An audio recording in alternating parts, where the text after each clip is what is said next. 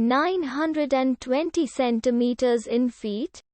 First of all, we need to know the value of 1 centimeter in feet.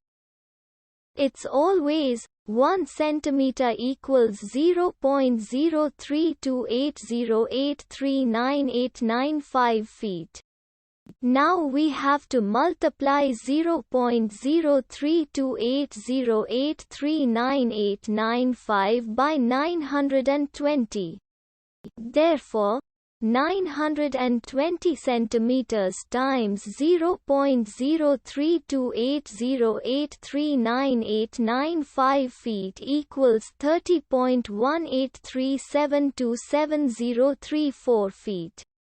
So, in other words, 920 centimeters equals 30.1837277034 feet. We hope you have enjoyed this video. Please like and subscribe to our channel for more videos like this.